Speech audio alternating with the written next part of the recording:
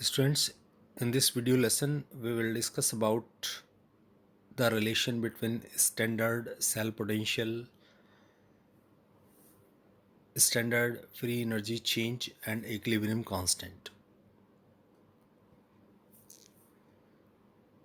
The relation between standard free energy change and standard cell potential is delta G naught is equal to minus NF E naught cell, where N is the number of electrons lost or gained during the cell reaction, overall cell reaction, and F is Faraday constant. The value of Faraday constant is 96485 coulomb per mole, and for the convenience to make the calculation easy, we generally use this value as 96500 coulomb. Now the work. In any real spontaneous process, some energy is always lost or wasted. That is, the actual work obtained is always less than the calculated value. Means theoretically जो हम इसको calculate करते हैं, जो actual में work होता है वो उससे थोड़ा कम रहता है, उसकी वैल्यू थोड़ी कम आती है, क्योंकि उसमें क्या होता है कि कुछ पार्ट जो होता है एनर्जी का वो स्पॉन्टेनियस प्रोसेस में वो वेस्ट हो जाता है। तो इसीलिए जो एक्चुअल वर्क ऑब्टेन होता है ऐसे प्रोसेसेस में, उसके लिए वो हमेशा जो उसकी कैलकुलेटेड वैल्यू होती है उससे थोड़ा कम आता है। तो पहले हम इस फॉर्मूले पर एक न्यूमेरिकल ट्राई करते हैं। देखिए, इस प्रॉब्लम में the standard electrode potential for Daniell cell is 1.1 volt. Calculate the standard गिव्स एनर्जी फॉर द रिएक्शन। और इस ओवरऑल सेल रिएक्शन आपको दी गई है यहाँ पर। इसमें स्टैंडर्ड सेल पोटेंशियल यानी कि ई नॉट सेल आपको ऑलरेडी दिया है 1.1 वोल्ट। लेकिन कहीं पर ऐसा भी हो सकता है कि आपको ई नॉट सेल डायरेक्ट ना देकर जो दोनों हाफ सेल हैं, जैसे जिंक वाला और कॉपर वाला, उन दोनों के स्टैंडर्ड इलेक्ट्रोड पोटेंशियल्स आपको दिए जा सकते हैं किसी न्यूमेरिकल में। तो फिर आपको, जैसे कि इसके पहले वाले पार्ट में आपको बताया था कि अगर आपको स्टैंडर्ड इलेक्ट्रोड पोटेंशियल आपको अगर गिवन है दोनों के, तो फिर आप उससे जो सेल पोटेंशियल स्टैंडर्ड वो कैसे निकालते हैं। जो राइट वाला हाफ सेल होता है कैथोड वाला, उसके स्टैंडर्ड इलेक्ट्रोड पोटेंशियल से लेफ्ट वाले को माइनस करते हैं। लेकिन यहाँ पर आपको ये डायरेक्ट स्टैंडर्ड सेल पोटेंशियल दिया हुआ है पूरे सेल का, तो इसलिए यहाँ पर आपको ई नॉट सेल डायरेक्ट दिया हुआ है। एफ यहाँ पर ये फैराडे कांस्टेंट अभी आपको वैल्यू बताई थी यहाँ पर, तो 96487 कूलम पर मोल।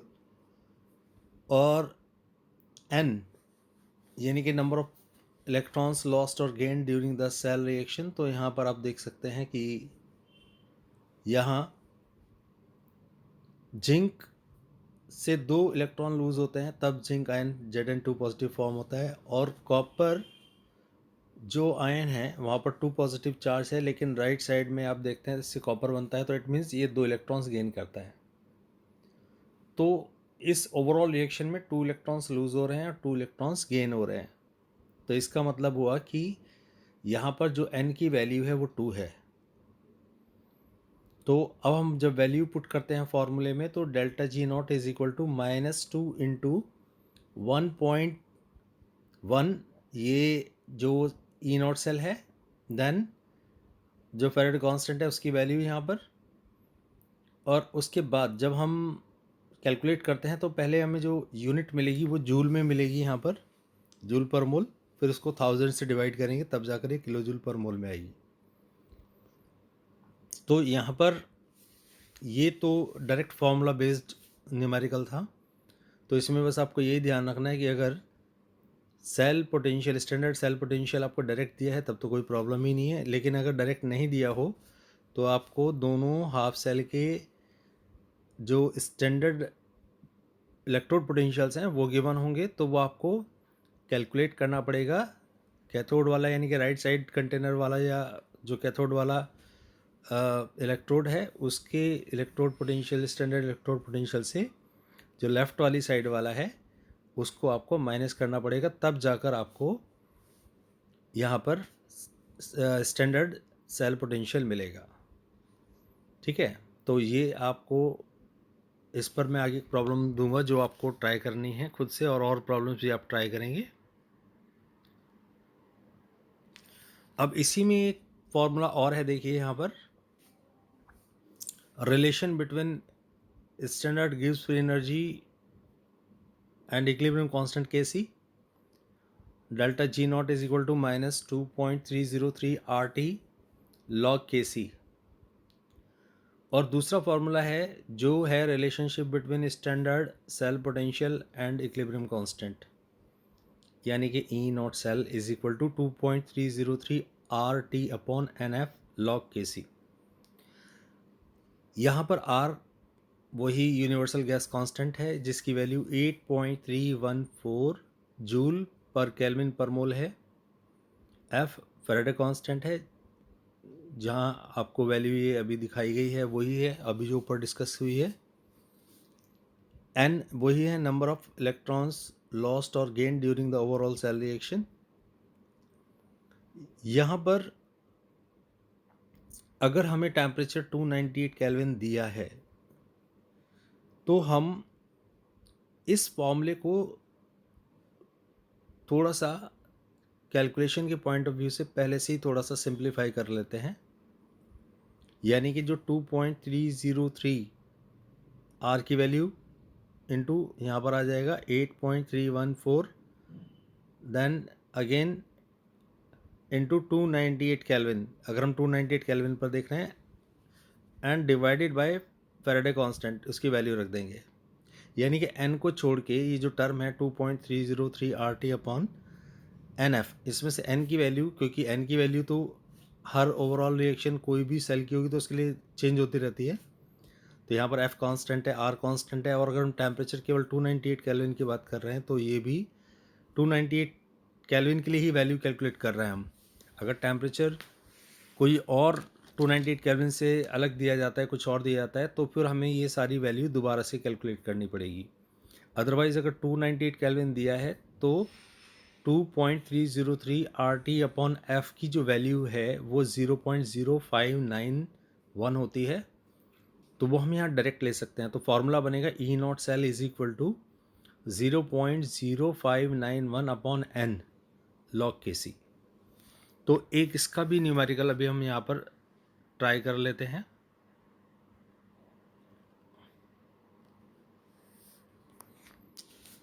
देखिए यहाँ पर यह है कि calculate the equilibrium constant of the reaction Cu plus 2Ag positive gives Cu2 positive plus 2Ag। इसके लिए भी हमें यहाँ पर standard cell potential E naught cell direct दिया हुआ है 0.46 वोल्ट। फिर मैं दोबारा से यही बात आपको ध्यान दिला रहा हूँ कि यहाँ पर तो ये वैल्यू आपको डायरेक्ट दी हुई है, लेकिन ऐसा भी हो सकता था कि आपको यहाँ पर कॉपर का स्टैंडर्ड इलेक्ट्रोड पोटेंशियल और सिल्वर का स्टैंडर्ड इलेक्ट्रोड पोटेंशियल दिया जा सकता था। तो उस केस में आप पहले यहाँ पर जो सिल्वर है, सिल्वर के इलेक्ट्रोड पोटेंशियल से कॉपर के electrode potential, standard electrode potential को माइनस करके तब आप ये निकाल सकते थे ई नॉट सेल, अगर ये आपको डायरेक्ट नहीं दिया गया होता तो, और आपको दोनों हाफ सेल के स्टैंडर्ड इलेक्ट्रोड पोटेंशियल दिए गए होते तो अभी चलिए यहाँ पर ये इसने डायरेक्ट दे दिया है ई नॉट सेल 0.46 वोल्ट।